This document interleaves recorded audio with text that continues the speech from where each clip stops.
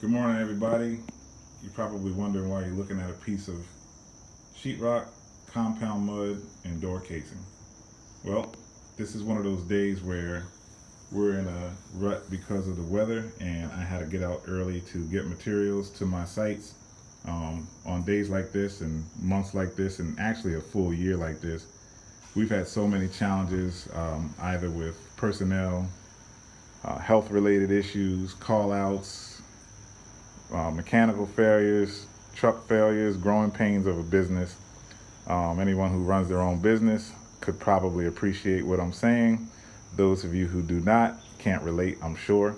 However, if you think about your own careers and what it is you do for a living, we're not all perfect at our jobs. And if you are, I'm accepting resumes and applications. I'd love to have a perfect person work for me.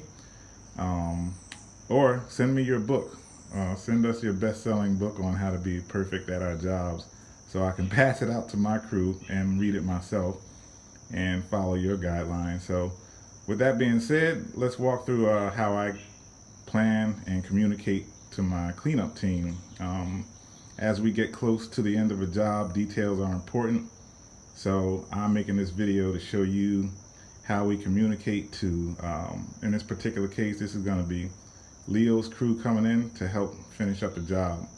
You probably know Leo. Leo's the most efficient team leader I have on the team, and I'm giving him a crazy shout out because I don't know where I'd be without him. So thank you, Leo. Thank you, Jaime, Pablo, and Marcos, and your whole crew, because you've helped make this year a great one. And we've had record sales and record projects this year, so I really appreciate that. And let's get going real quick before my phone rings. Thanks. So here we have materials getting ready to go into this particular project. Leo, I'm asking that you pick up some more switch plates that I sent you in a text message, but here's a 3-gang trim cover that's going to go on top of these switches.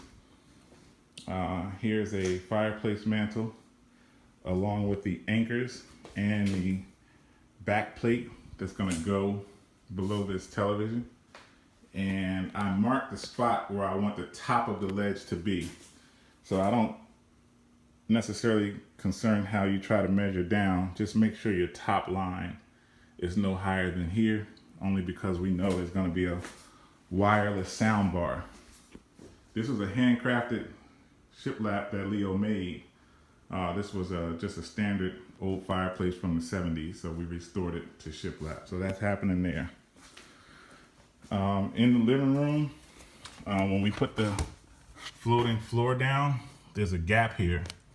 I bought shoe mold. If there's a way we can Dremel through here and wrap shoe mold around to try to close these gaps up, let's do that. I already let the client know that it might be kind of rigid on the top. We might be able to Dremel this piece out the same thickness as the shoe mold and wrap a piece around here. If not, I also bought some gray caulking to try to fill in, and then I bought some door casing that we saw outside on the porch. We may just need to change that door casing completely on both sides to try to close up that gap there. And then here's your color match semi-gloss to paint the door casing. Hopefully we can just line it with the shoe mold is what I hope we can do. In the kitchen, we're gonna have floating shelves on this backsplash that we did. This used to be cabinets here, but this is for a new homeowner who lives alone. So what we're gonna do is put some floating shelves here. Here's where you'll find your tile ceramic drill bits. And here, Leo's just gonna match them up to the size anchors that are gonna go into the wall. On the back of these shelves are pinholes, and these are the brackets that'll get screwed into the wall. And then he'll push these on once they're up. So these shelves will be set to this profile, and these brackets will go on the wall. I'm hoping, Leo, you can just drill right into the seam of the grout really, really slow. I repeat, really, really slow, so we don't crack any tile. Very little pressure necessary, very slow process. We only have to make 8 holes. So let's please take our time. I got the right drill bits for the job. I just don't want to crack any tile. So please be very careful. Let's follow the tape line, mark your holes, get everything right the first time so that we don't have to do it twice. And I'm guessing if you can get into the grout line, which is why I kind of placed the tape right here, that it'll be a much easier drill, hopefully. So just take your time with that, please. Thank you. Inside each cabinet, just so you know, everyone, we made these doors, shaker style overlays. Once again, this house was about 60 years old, I guess. I put each hardware inside each drawer and door cabinet. So Leo has a template for cabinet handles, and these will get placed on each handle for pulling and opening, okay? And that's that. So every